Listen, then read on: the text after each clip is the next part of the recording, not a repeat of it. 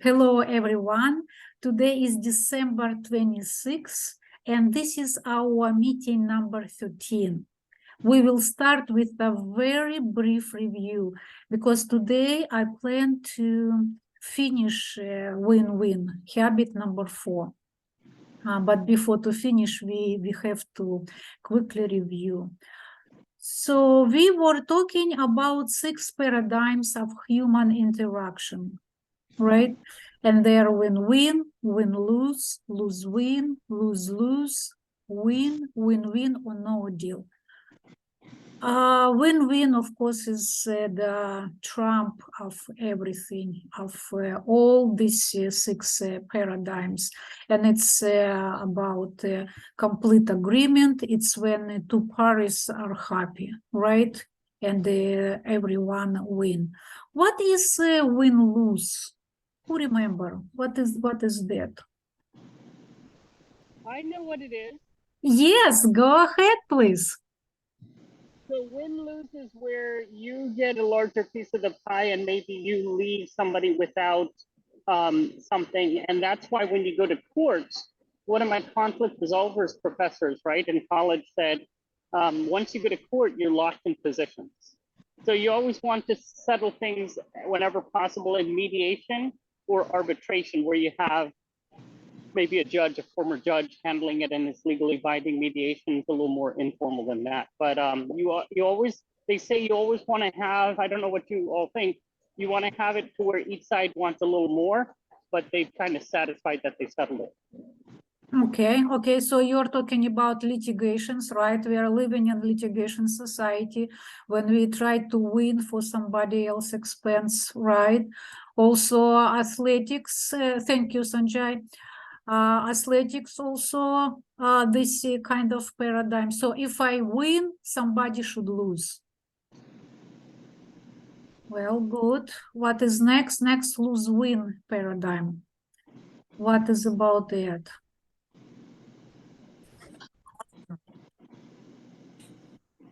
We can explain lose-win paradigm of human interaction. Yes, Stefan?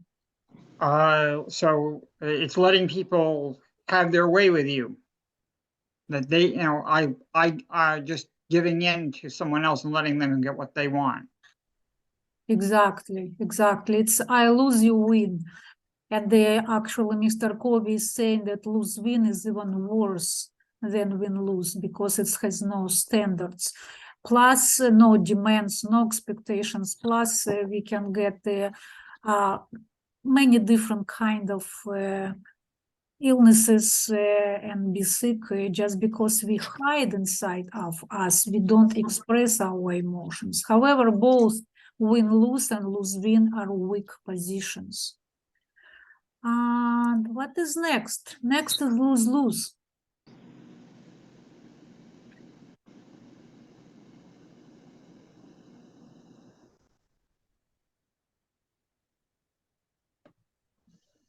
What is that, guys?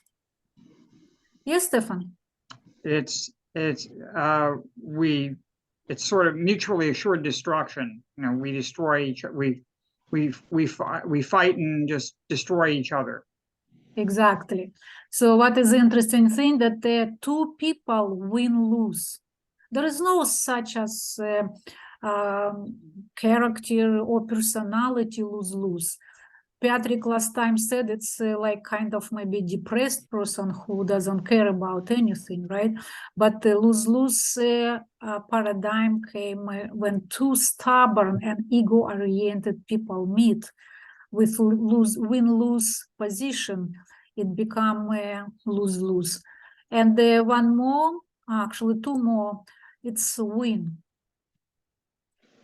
Just win. What is that?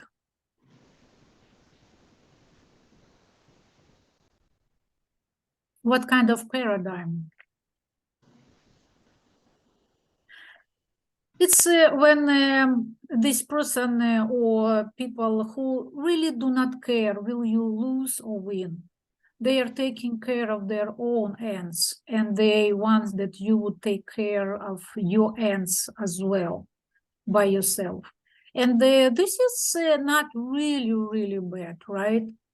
But this is not interdependent relationship. It will be pure independent.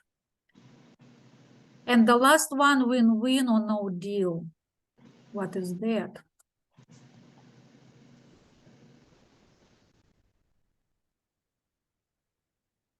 Yes, Sean. It's when we both walk away winners, or we don't have a deal at all. Or we don't make the deal. You know, I get what I want, you get what you want, or we don't do any business at all. Yeah. Great answer. It's basically preferably for the work situation, for the working relationship, and it's better have no deal at the beginning, right, of the deal.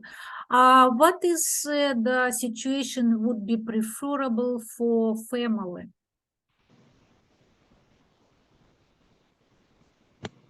No deal also can work, but better.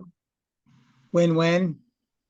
Yes, I mean from the last paradigm. Compromise. For family, compromise is much better than no deal. Let's imagine that a family is planning to go on a trip, right? So let's go through all paradigms. For example, but the situation is not that easy. Wife wants to go to, for example, to Colorado on a spiritual seminar. Husband wants to go fishing, and the children wants to go to Disneyland. So how can we handle that situation with not handle, just let's see how paradigms would work. No, obviously win-win is the best, but how can they come to the conclusion, to the one solution, if all of them wants go to a different places?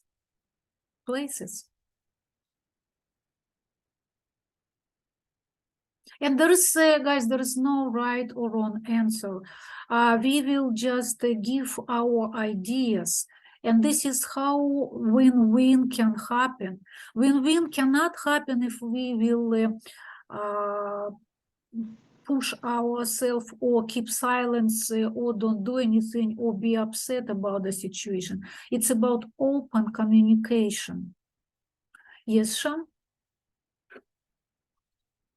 They're gonna have to pick a place that they can all like live with. If they Right. all want to go to different places, they're gonna have to compromise because they can't go to all the places in 1 week or whatever, or they just can't do that. Good. So- Yes. See, it's about what he's offering. He's actually offering a third solution, above solution. I want the fourth solution. What is going, and this is not only that.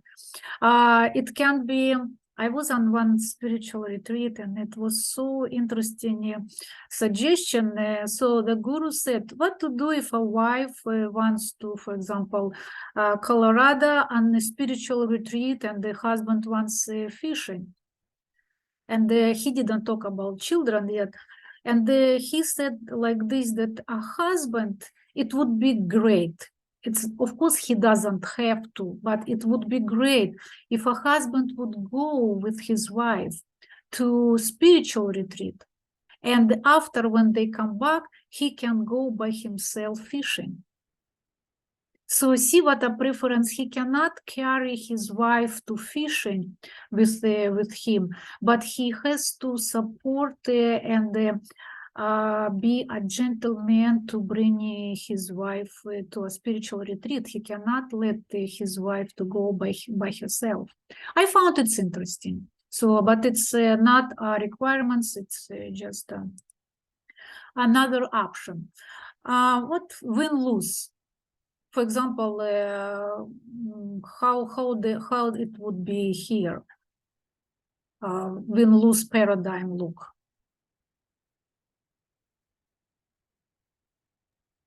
Win-lose would be like dad goes fishing and everybody goes fishing with him.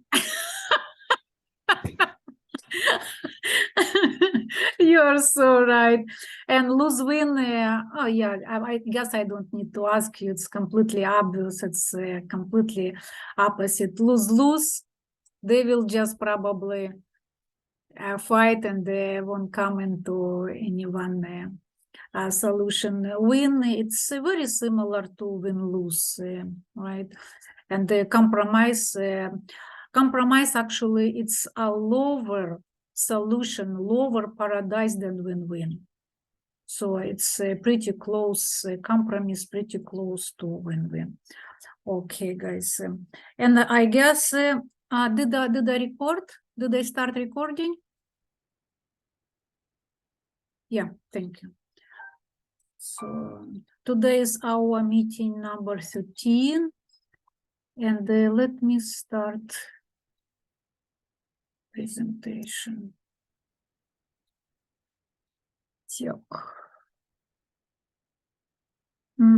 We need to leave 10-15 minutes because today we have brand new, fresh mission statement written by Stefan. I cannot wait to listen to your presentation. Well, I left something else. Do you remember, guys, we discussed which option is the best from all our paradigms? And which was the answer? Hello, Richard. Very nice to see you. And which option was the best?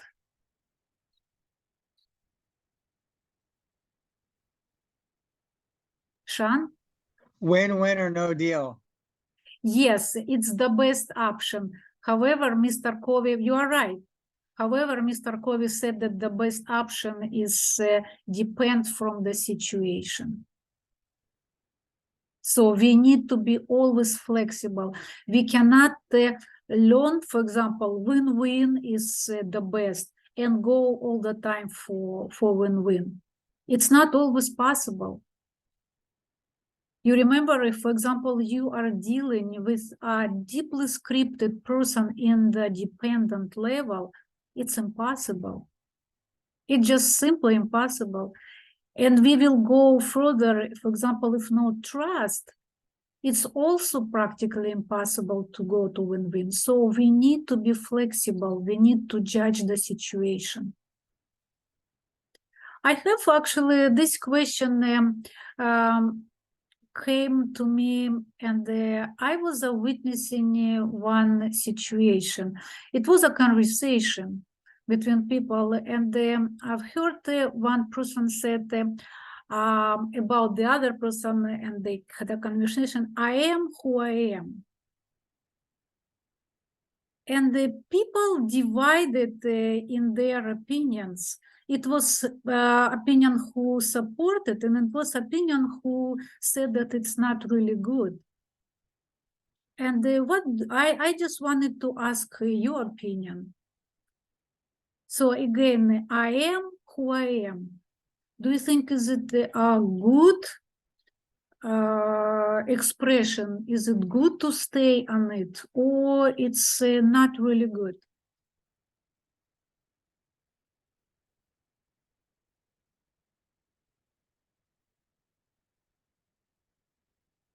What would be your opinion?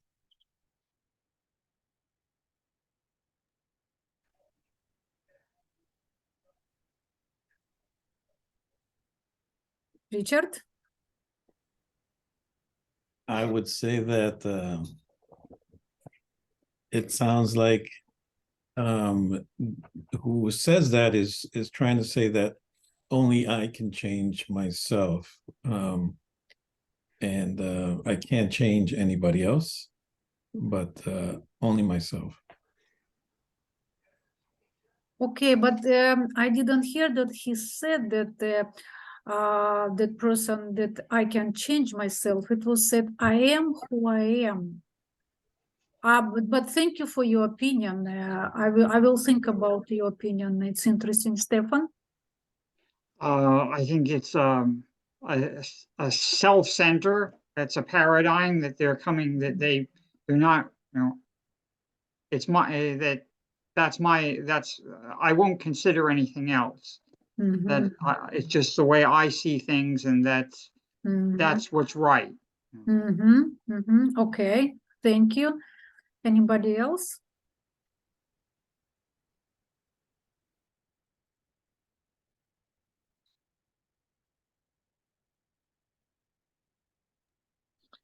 Hi, Lena. This is Patricia. Yes, Um, Patricia?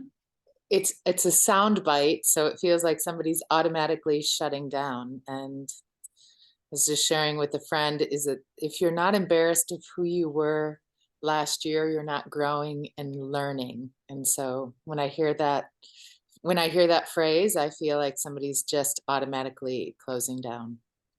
Thank you, Patricia.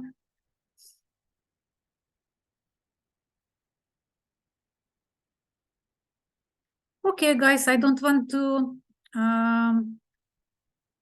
spend a lot of time about it, but I would agree with Patricia and Stefan.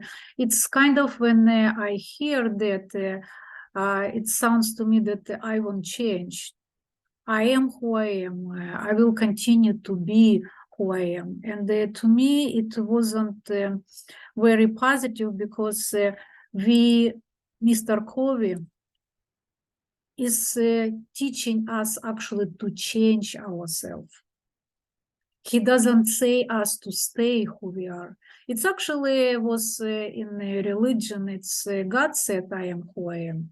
But we need to remember that he was saying, and his spirit. This is the big confusion. We are not spirit. We have our bodies, and our bodies are always changing. So we are always can get better. If we don't get better, we are actually degrading. If we are staying in the same place, we are automatically degrading. But God is a spirit, and spirit is unchangeable. It's perfect, it's complete, and it's eternal. So when we understand what these two differences, everything, not everything, there wouldn't be confusion between spirituality and our physical body. So, and this is which option is the best. Of course, it depends from the situation. So last time we talked about all 6 paradigms.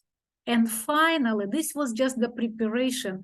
And finally, we came to what is that to mean? What is that to take to win-win paradigm? What you remember also, we were talking about it, about 4 endowments. And Mr. Covey is saying that in order to go win-win, we need to use all of these, our 4 endowments: self-awareness, consciousness, independent will, and creative imagination. And let me skip this, and we will go forward. And it's actually seems like a lot, right? Just for win-win, we need to use all of that.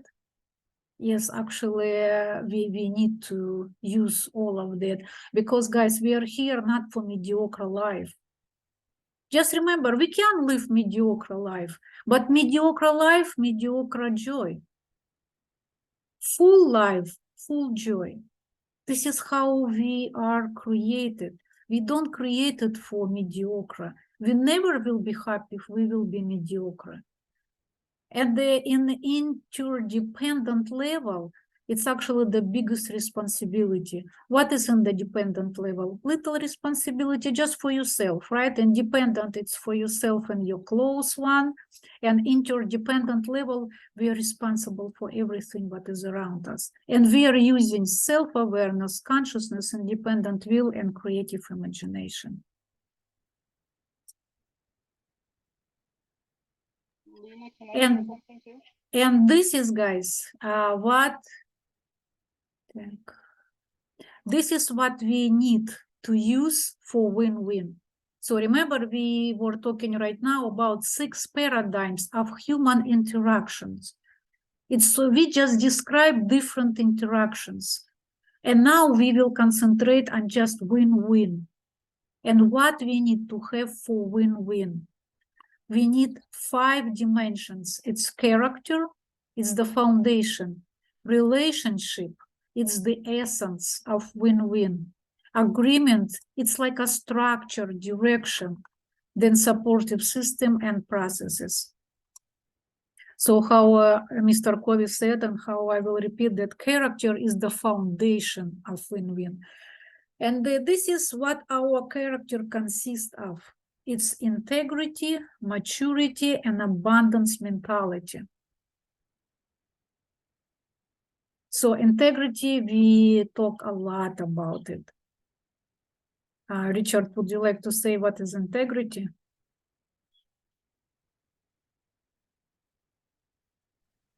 Broadly, I would say being whole, complete with yourself, with your own, with everything that is your character, just keeping it complete. Right, right. And it's like keep your words. It's basically walking your talk, right? So when it's not just honesty, it's how you keep your words, right? Maturity. Yes, you remember this is dependent, independent, and interdependent level. But is this the formula of maturity? This is not maturity. What is maturity?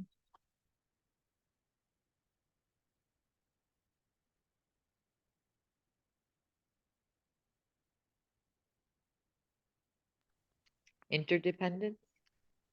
Okay, but what is that? That's correct. But what is that? You can try to define by yourself. How do you understand maturity?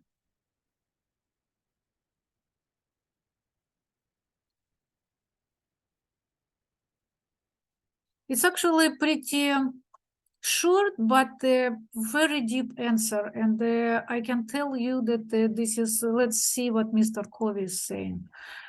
Maturity is the balance between courage and consideration.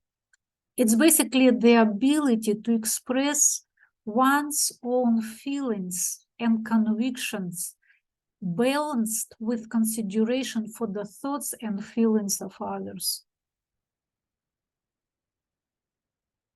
Wow. To me, it's very deep. And of course, some people can be strong in courage, but weak in consideration. Some can be strong in consideration and weak in courage. So just think for a minute where you're weak and where you're strong.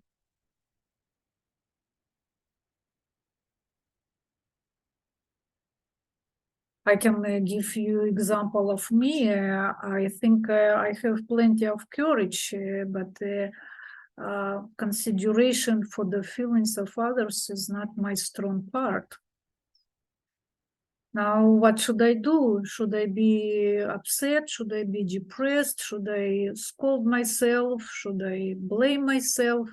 No, guys, in the spiritual world, we don't need to do that. It's actually we are doing only harm ourselves. We need to treat our emotional and spiritual problems as physical problems. For example, if I'm hungry, what is that? It's my body, I'm limited in food, right? I just need to eat.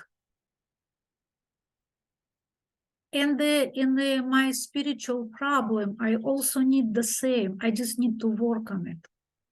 So I'm low in consideration for the feelings of others. Yes, I can explain even why. It's my Russian culture, it's my work, it's my business, but okay, I found the reason, and then what? And then I just need to work on it. I just need to find how to work on it. I need to be in the now. I need to control myself when I'm talking. I need to learn how to think about people more. So just work, and that's it. Well, so Mr. Covey is saying that many people think if you are nice, you are not tough. But win-win is nice and tough. I like it. Nice and tough. He's saying it's twice as tough as win-lose. Of course, win, it's already tough, right? But now you need to think not only about yourself, you need to think about that the other person win. But to do that you need to have courage. You need to be courageous. You need to be not only empathic, but confident. Not only considerate, but sensitive. You need to be brave. You need to have maturity.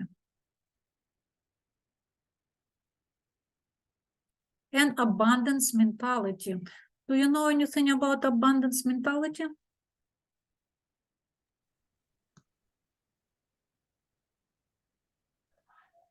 Yes, Richard, please. On that point, the one thing that comes to mind is that you're not focusing on winning, that it's not that important to you. So because when you feel that that something is extremely important, you're more likely to not take into consideration the other person or have that maturity, as you said. I see your point. It's from the other side. However, abundance mentality, it's a paradigm that there is plenty out for everybody. So if I win, if, for example, I will bite a pie, it's not only one pie in the world. There is plenty of others pie. However, many people are deeply scripted in scarcity mentality. What is scarcity mentality?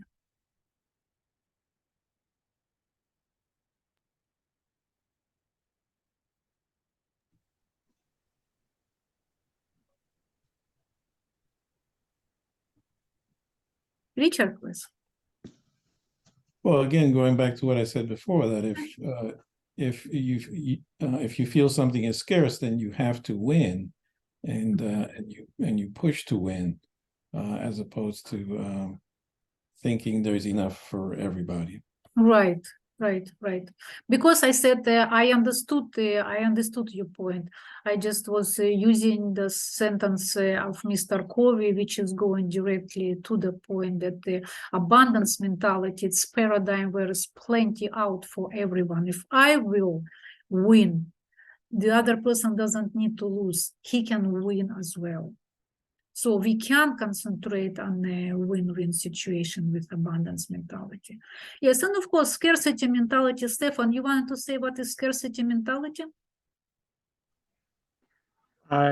It's thinking there's only so much. You covered it is that there's one pie and there's and there's no more. It's a zero-sum game. Right. Thank you, Stefan. Yeah, Mr. Covey, very interesting saying, describing those people. And just listen, it's very interesting because we know the definition, but he was going into some details where we can see just maybe a little bit where there somebody's there, or we know somebody else who is doing that. People with a scarcity mentality have a very difficult time sharing recognition and credit, power and profit, even with those who help in the production. Wow. They also have a very hard time being genuinely happy for successes of other people. even if sometimes, especially members of their own family and close friends. It feels like it's always something being taken from them. They actually verbally might express happiness for other successes.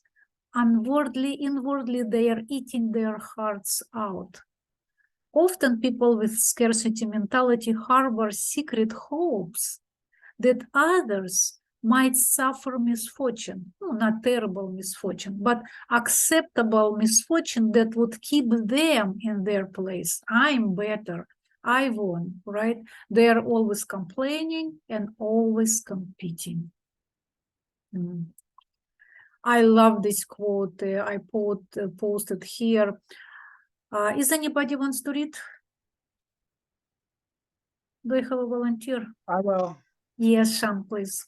The stronger you are, the more genuine your character, the higher your level of proactivity, the more powerful your influence will be with that other person. Thank you. Guys, the stronger you are, the more genuine your character. It's kind of struck me. I think we used to have, if I'm strong, I'm like, doesn't matter a woman or a man, my opinion is strong, my leadership is strong, I'm strong, don't stay in my way.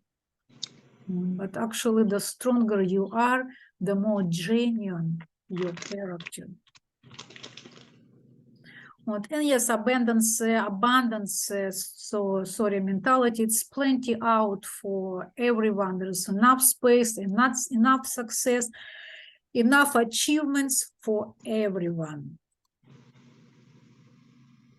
Public victory does not mean victory over other people. It means success in effective interaction that brings mutually beneficial results to everyone involved.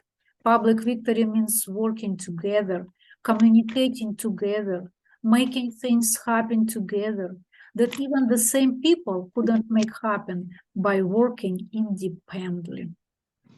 Yes, absolutely. And what Mr. Covey suggests, that he's saying that what to do if, for example, you are in a win-lose mentality, or in a win mentality, or the other mentality. So what to help? And he's saying reading literature. And not, of course, yellow press or love novels, something which can inspire you. Can you text in the chat which books did you read? Or just tell, typing it would be long.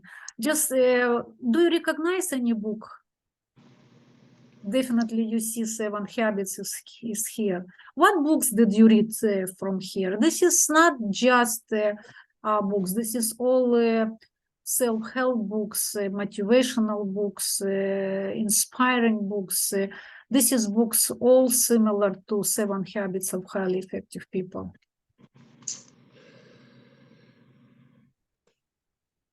I see The Power of Now. I've read that one. Right. Great. I'm thinking How to Win Friends and Influence People. I don't think I finished it, but I'm familiar with that one. Great. Who Rich else? Dad, Poor Dad. Right. You are a badass. Okay. Definitely Awaken the Giant Within. Right. The 4 Agreements. Robert. Yes. The Alchemist. Yes, very interesting, yeah. So far, what you said, I read all of them. Okay, what else? Atomic Habits and the 7 Spiritual Laws of Success. Yes, 7 Lie. I didn't read. Okay, but yes. Okay, guys, thank you. There's many Dalai Lama. What I see that. Deepak Chopra. Yes, yeah, absolutely, definitely. This Mr. Covey suggested this book. Stefan described it greatly. Yes, thank you. Or actually read books and watch movies. This is Mr. Covey suggested. Probably they already a little bit older. This probably a little bit newer movie which I found. Guys, I have an offer to you. Did you have a situation when, for example, you wanted to read a book or you wanted to watch a movie and you kind of didn't know what? Let's set up our library, our personal, our group library. And it would be library for, I will just set a new not website, chat on WhatsApp. And I will plan it, name it like library. And we will share what books and what movies you watched and you like it. Would you be interested to do that? I've seen Win-Win. That was a funny movie. That was a good movie. So you will start. Because I actually didn't watch that movie and I didn't have time. But if you said it's a good movie, yes, I think we will watch it. Thank you, guys. Do you think, let me start it, and whatever you will be watching or reading something, of course, similar, inspirational, not some horror or something else, and it will be our personal library. So can I add you to that chat board on our library? Are you okay with it?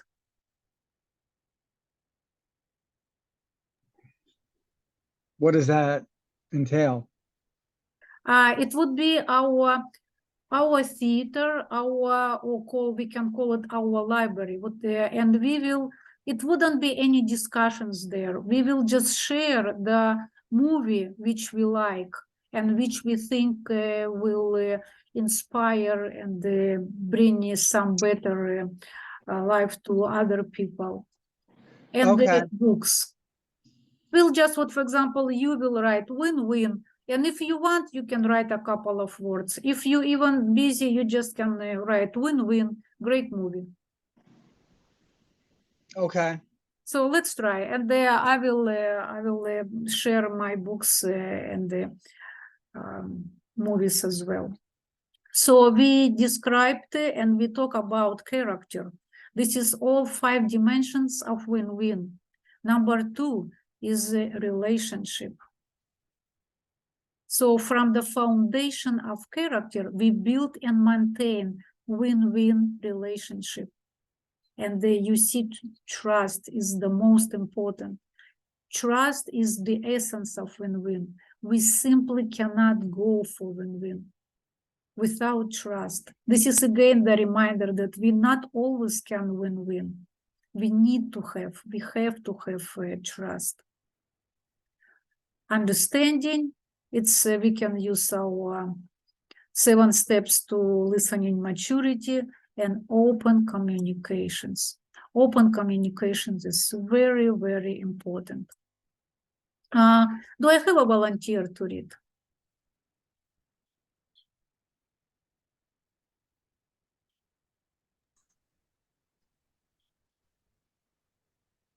I'll read read it. Oh, she want me to raise my hand. Okay. Who was first? Carlos, go ahead. Thank you. Okay. Okay, let's see here. When you're dealing with a person who is coming from a paradigm of win-lose, the relationship is still the key. You have to focus more on your circle of influence through genuine courtesy, respect, and appreciation for that person. You stay longer in the communication process. You listen more. You listen in greater depth. You express yourself with greater courage. You aren't reactive. You go deeper inside yourself for strength of character to be proactive. You keep hammering it out until the other person begins to realize that you genuinely want the resolution to be a real win for both of you. That very process is a tremendous deposit in the emotional bank account. Thank you, Carlos. Yeah, guys, we kind of discussed it already, but still I found it's very important because we sometimes we have to deal with people in different human paradigms, right? What can we do? So, and if, for example, we cannot go for win-win, we still need to try. And to talk, it's how Carlos read, I don't want to repeat, but it's concentration on yourself and take on yourself big responsibility, bigger, not to blame the other person that he's not emotionally intelligent how we want it. So we need to be more patient. We need to take responsibility. We need to listen more, not that person. And our number 3, agreements. Agreements, it's like direction to win-win. It's provide the structure to create an effective way to clarify and manage expectation between people. Agreements identify what is to be done and when. Everything we talked about should be involved in the agreements. This is very important. Everything what we talk about should be involved in the agreements. Mr. Covey offered a very good example. Let me tell you quickly. So he did it when his daughter turned 16. And we can see what we do with, do we do that clear agreements in our lives or not? So when she turned 16, they set up a win-win agreement regarding using of their family car. So they agreed that she would obey the law of the land, and what does it mean? It's so keep the car clean and properly maintained. They agreed that she would use car only for responsible purposes and would serve as a cab driver for her mother and me within reason. Then they also agreed that she would do other jobs cheerfully without being reminded. I like it. So, and Mr. Covey and his wife, they provided some resources. It's like the car, gas, and insurance. And they would meet weekly to evaluate how she was doing. Wow, very thorough. Usually what we are doing to children, we are giving everything and then we are even taking care of the rest. And we said once, and we think that they remember. No, so Mr. Covey was meeting weekly. Then she had some responsibility as well. Not only Mr. Covey had responsibility. This is why win-win. Yeah. Systems. It's already in number 4. Do I have a volunteer to read, guys?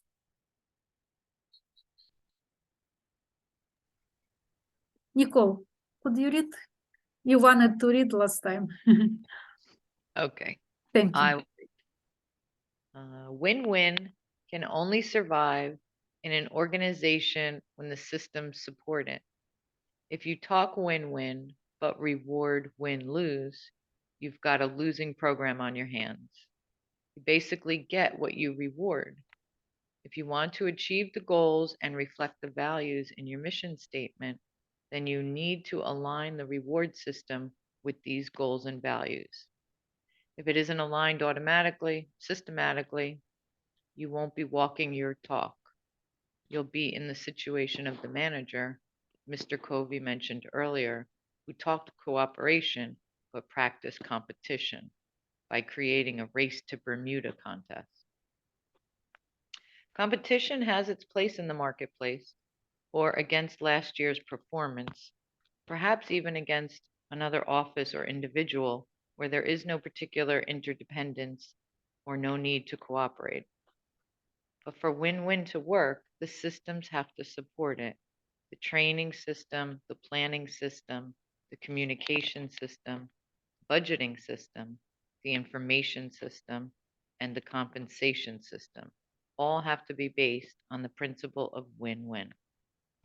Thank you. And they in our homes as well, right? This is not only for the work environment, everything for the homes as well. So we need to provide the system, we need to provide, I just offered to you example of win-win with Mr. Covey's daughter. So she's responsible, they are responsible, and they are meeting and looking and evaluating the progress. And the last from our 5 dimensions of win-win is processes. Yeah.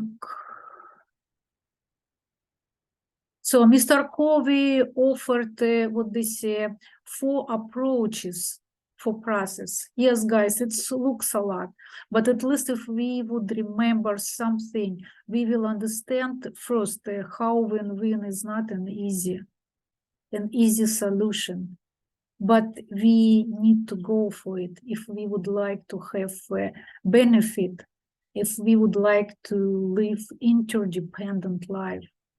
It's more responsibility, but it's more fun. Do I have a volunteer to read?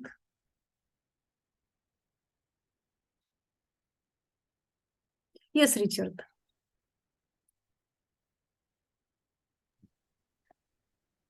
Processes. See the problem from the other point of view. Really seek to understand and to give expression to the needs and concerns of the other party, as well as, or better than, they can themselves. Mm-hmm. Identify the key issues and concerns, not positions involved. Determine what results would constitute a fully acceptable solution. Identify possible new options to achieve those results. You can only achieve win-win solutions with win-win processes. The end and the means are the same. It comes from a character of integrity, maturity, and abundance mentality. It grows out of high trust relationships. It is embodied in agreements that effectively clarify and manage expectations, as well as accomplishments. It thrives in supportive systems. Thank you, Richard. Thank you, very clear. So win-win is not a personality techniques. It's a total paradigm of human interaction. See how much involve win-win, but we can do it. We can do it. It feels a lot, but when we practice, when we start to do something, it will go along the way. This is why I always ask you, practice. What I see, and I was absolutely the same. Why I'm saying I was, because for a couple of years I am practicing very actively. Before I was attending many seminars, I was reading hundreds of books. What I did, and what some of us do, we just come to seminar, we come to class, we listen, or we read a book, we read it, listen, oh yeah, it's good. We close the book, we leave the seminar, and we go straight back to our life. We need to bring what we learn into our life. Only after that, we just will have results. And without practice, we won't have results. We will keep information in our head, and that's it. Nothing will happen. And the last thing for today, it's application suggestions. I say it's really good. If you remember, maybe Sean, Richard, you guys remember from last time, we had a very good discussion, and we had some win-win situations. People were sharing. I had one win-win situation. I was preparing for it, but I don't regret it. It felt fantastic. It felt like I accomplished which I wouldn't accomplish without the plan and the suggestions from Mr. Covey. I completely changed my opinion about that person, because I thought it's one situation, and when I prepared and talked to that girl, I figured out it was completely different situation. Think about an upcoming interaction with someone where you need to reach an agreement or negotiate a solution. What do you feel? Which attitude you have? I tell you, when I had that situation, I thought she's horrible and I'm an angel. It's normal. It's what everybody is thinking. At least I thought I did all my best. Make a list of obstacles that keep you from applying the win-win paradigm. I was offended at her. Actually, this was my obstacle. Try to put yourself in the other person's place. And after that, I started to think, oh, maybe it's something which I didn't consider before, because while we are in our offense, we don't see, we like in a vacuum, in ourselves in a closed container, and we don't see the other person. And then after that, I started to think about her. Try to identify a win-win model and really seek mutual benefit. Yeah, it was hard to seek mutual benefit, but I started to think about it, and actually I found why she behaved that way. Deeply consider your own scripting. Is it win-lose? How does that scripting affect your interactions with other people? Can you identify the main source of that script? Determine whether or not those scripts serves well in your current reality. Yeah, win-lose. I'm right, she's wrong. This is win-lose. Win-win. I'm right, but maybe she's right in her point of view. And it's exactly what's happened. Try to identify a model of win-win thinking who, even in hard situations, really seeks mutual benefit. Determined now to more closely watch and learn from this person's example. I will post this to our chat board. People who are not on our chat board, please, if you would like, you're welcome to join. If not, I would really suggest to make a screenshot or make a photo and just contemplate and think about it. And this would be our homework. Well, guys, we are on time, and I am excited to offer to you a new mission statement written by Stefan. Stefan, would you like to present your mission statement? Yes, so the blue zones there are 5 areas in the world. There's explorer Dan, National Geographic explorer Dan Buettner, and he found that there are 5 places in the world where there's the largest population of people who are centenarians. And from looking at those places, there are 9. He identified 9 principles that those people have that makes it so that that makes it more likely that they will get old and be healthy. So I posted in our group I posted the mission. I posted what the Power 9. I'm going to look that up right now, and I'm going to read them.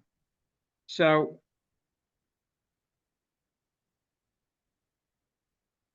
one of the first one of them is move naturally.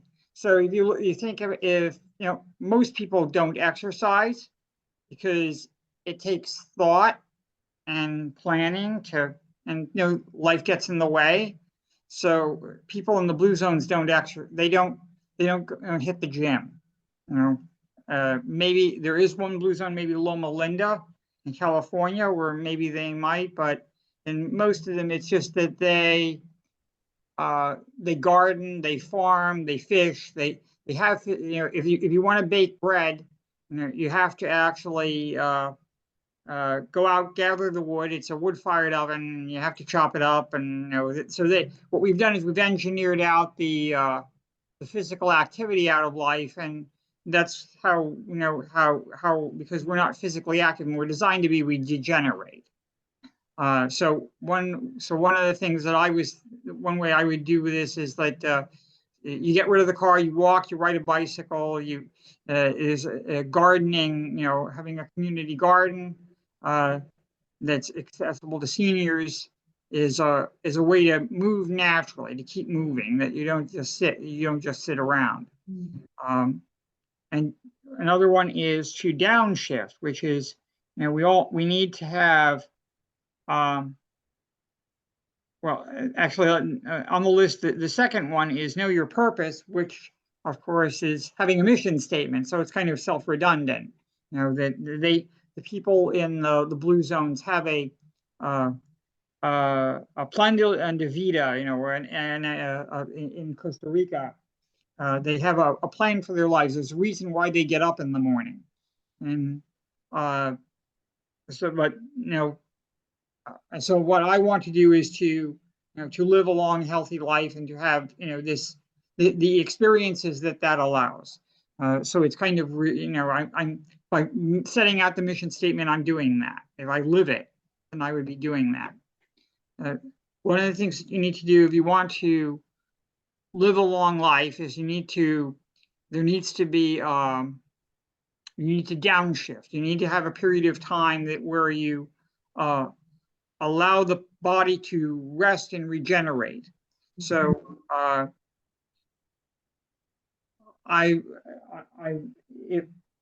been reading a book and she talks about the power of the power of this, and it looks like the human body, the brain knows when sunset is, and if you try to push past 9 p.m.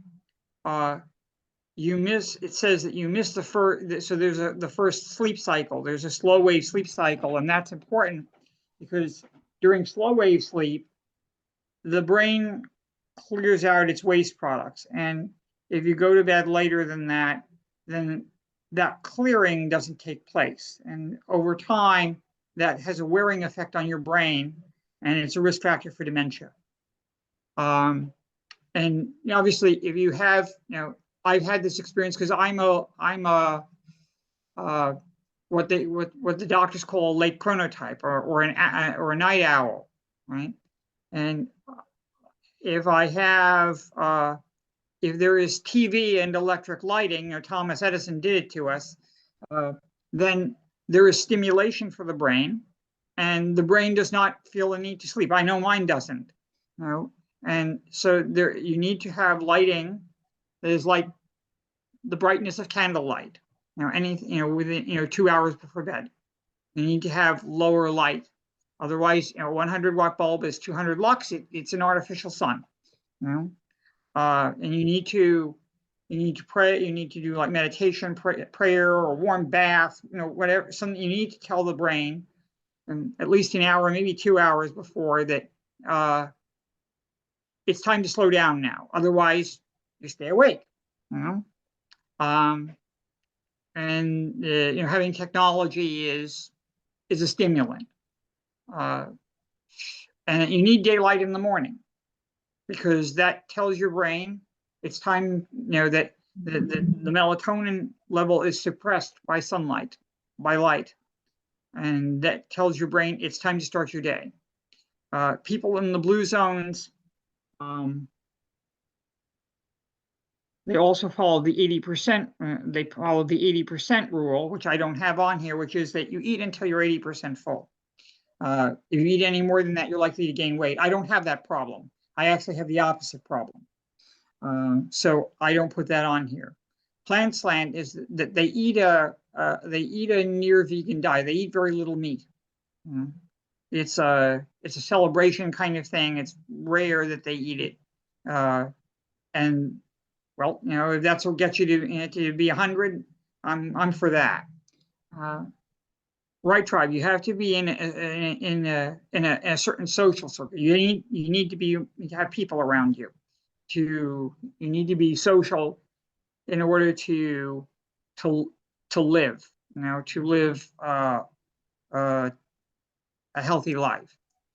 And so I would want to be surrounded by people who are like 7 Habits, Blue Zones, people who are doing that. People who are doing meditation, spiritual stuff. Belong. So one of the things I have with Christianity is that I have a scientific bent, and it looks like the Old and New Testament and the Christians would say that it's the revealed word of God. That it's God breathed. But it looks like, if you look at I've read some things that it looks like that if you look at the historical evidence we have available right now, it looks like it's a mythology that was created by the Greeks, and particularly the New Testament. And the Old Testament is sort of a creation myth for Israel. So I'm sort of debating the spirituality end of things. It looks like you might say that the Bible is allegory. It talks about things that that God may want or that are true of God, but it's not literally true. It's not history. So, and working in a community garden it's important to be part of a community once again, and that loved ones first, and that you need to have people around you and people that you care about and people that care about you. And so these things are what I think would serve me well and would help me to age well, and that I don't just become what should we say that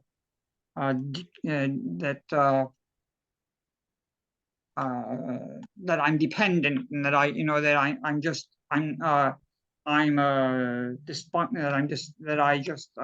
handicapped.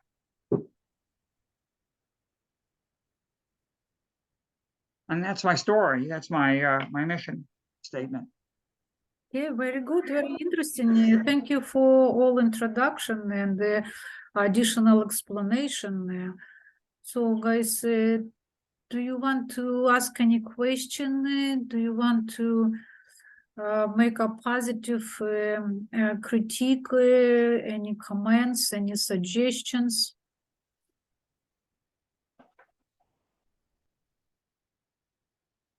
Richard, please. Stephen, this is a very good healthy plan for living a good life. And you mentioned an area in California, but are there other areas around the world that are not familiar to us that live blue zone principles? Yes, there are. Nicoya Peninsula in Costa Rica, Okinawa, Sardinia, Ikaria, it's a Greek island. On Ikaria, people don't live by the clock. Mm. By our standards, they would be poor, but they feel rich. Their lifestyle makes they feel rich from because of the way they live. They're rich in family. They're rich in are rich in experiences of life. Awesome, thank you. Yeah. Great question, great answer. I would love that list if it could be shared. Thanks for sharing those areas. And I ordered a book on Sardinia, by the way. Awesome. I would just add, I applaud you for thinking this through. It seems very thoughtful, very deep, and just having a mission statement for your life is very profound. I genuinely think this is if we could all get this together ourselves as a society and as a world, we'd be in a better place. So again, my applause for getting this together. It's well thought out. Thank you. How can I call you, BCG? Belinda is my first name. Belinda, welcome to the group. You're obviously first time. This is habit number 4, and many people wrote their mission statements. Was in habit number 2, and what I like that everyone mission statement was different.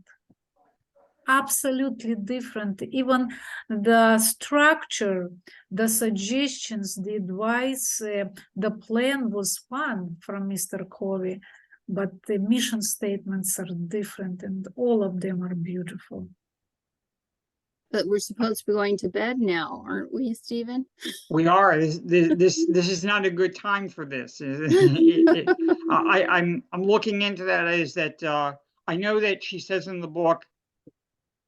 In one segment, she says, if being an owl works for you, I haven't read through it all, is that, let's see, I have it here. Maybe this is the book we can put in the group, right?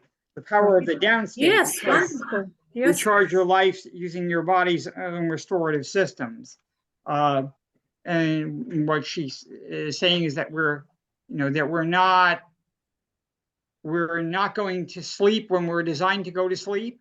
And so that we're going to bed too late and we're waking up too late. And what happens is that you miss the slow wave sleep, is where the brain, your body, but especially your brain, does a lot of maintenance on itself.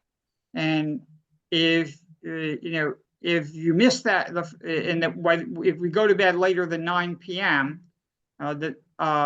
then you miss the first cycle of slow wave sleep. And over time, and particularly as you get older and the ability of the brain to restore itself gets less and less, that begins to affect you. And that's a risk factor for dementia. And my father had primary progressive aphasia. And he lost his life to that. And I'm starting to have trouble now recalling names of people, names of objects. So it's important. See a neurologist. I did. They haven't found it. It's not bad enough yet that he said all people who get older they start having some trouble with that. But it's I think that it's a risk that's in my life. Thank you, Stefan. Thank you. I would like, anybody else want to say something?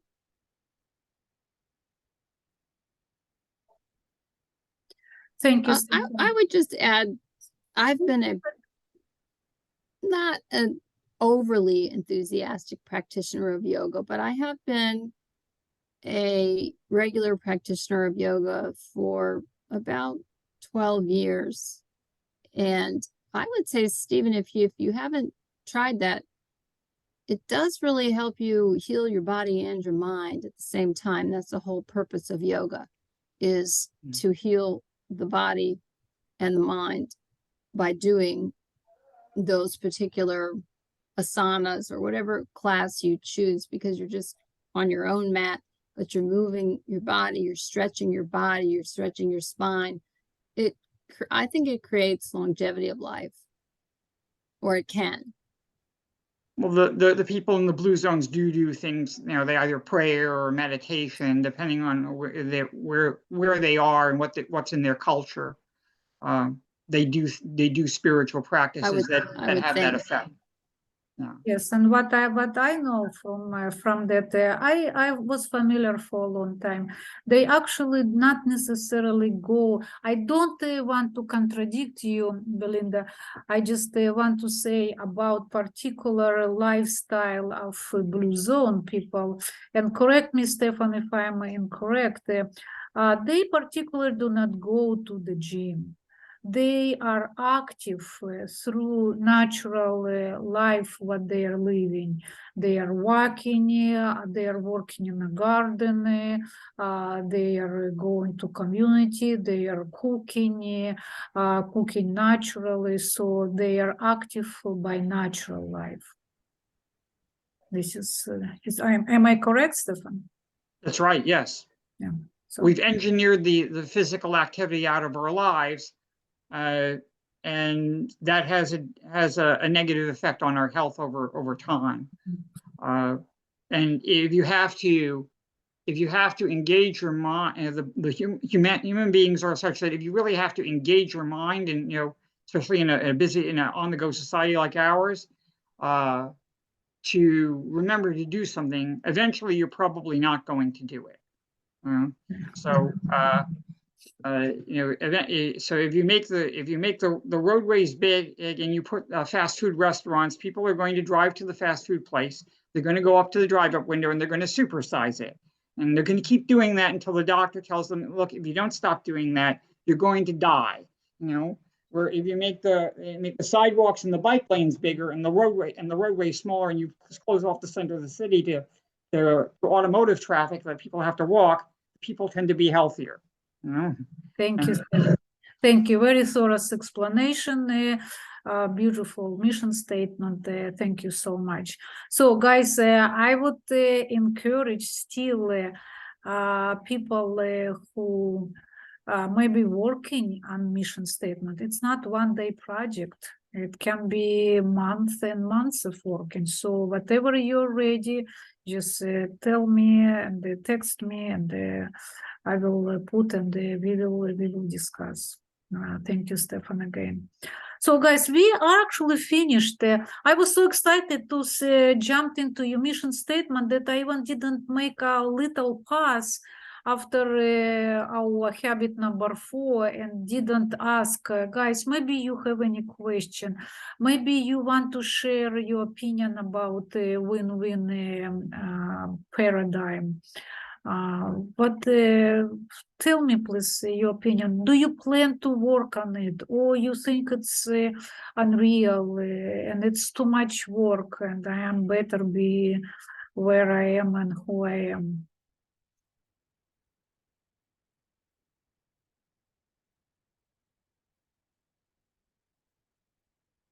Yes, Richard, please.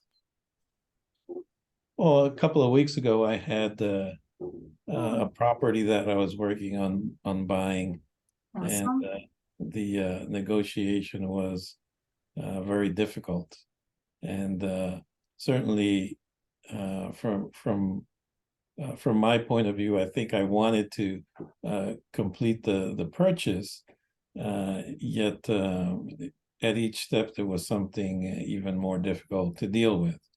I think for the most part, we, the buyer and the seller, were somewhat working towards that goal.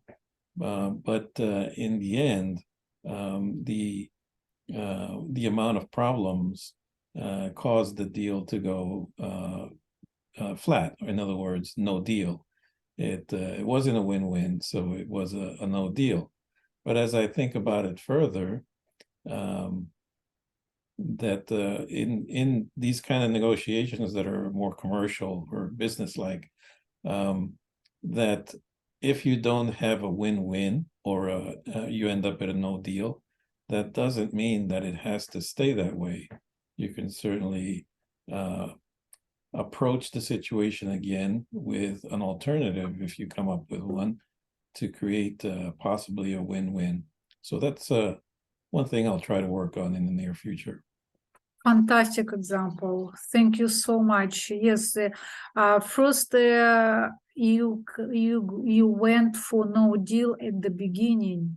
It was at the beginning of that situation. It wasn't half a year or 1 year or 2-3 years, right? So you figure out it and you went for no deal. And your approach that you can go and again approach for win-win, it's fantastic.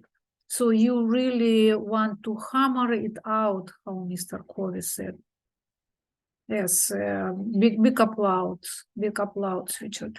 Yes, guys, who want, maybe you can share that you had some situation where it was win-lose, or you had situation lose-win, or lose-lose, or just win, or Richard offered no deal. Maybe you had a win-win situation.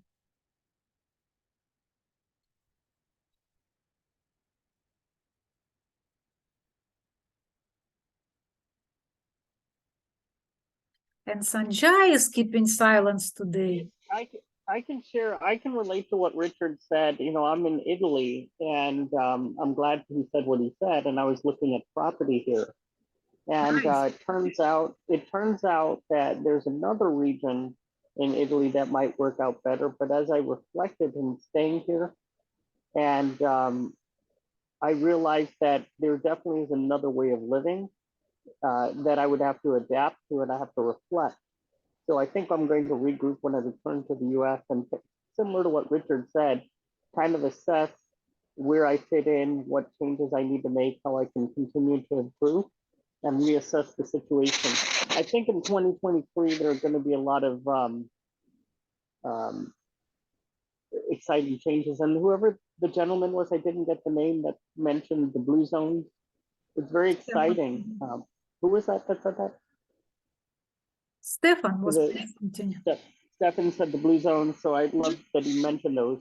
And I absolutely loved those possibilities. And so I'm very excited. I think one thing that I've learned from going through the 7 habits and what everybody else says, I've noticed I got to be careful too, because I can only go so far with the level of transparency somebody has with me and I have with them, whether in leadership, companies. That means I have an open invitation for win-win, which means call me out and let me also express my concerns, right? Like, here's how I need to be treated. Here's how I could treat you. If that works, let me know. And it's a mixture of the golden rule and platinum rules, right? Mhm. And the idea of, I find that is also important with win-win, because not everyone wants to be treated like us.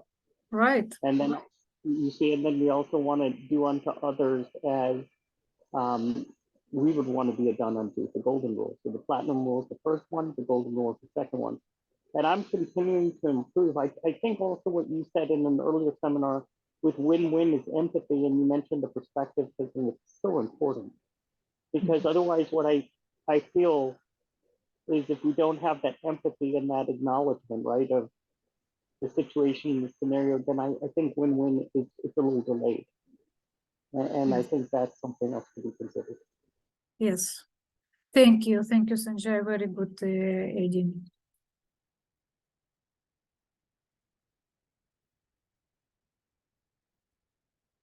Anybody else? Do you want to add anything? It's a beautiful, beautiful habit.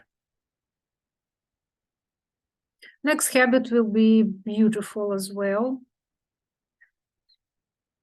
And Mr. Covey said about habit number 5. Try to understand first in order to be understood, right? And he said it's one of the most difficult habits for him, personally for him. And I found that it's the most difficult habit for me as well.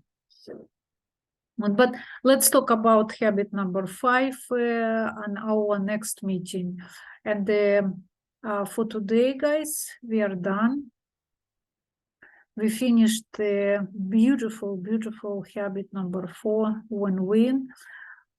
From my heart, I would encourage you to look again at the application suggestions and try to implement it. It's beautiful. It's very satisfactory. It's very enjoyable. You will be proud of yourself when you will do that. Thank you so much. Stefan, was a great job. I enjoyed our conversation tremendously, and I will look forward to see you next Monday at 7 p.m. And who would like to attend our meeting on Thursday for Buddha's Brain, I will look forward for you as well. So thank you so much, and good night. Lena, Buddha's Brain, this is another group? Yes, yes, you can look on Meetup, Buddha's Brain.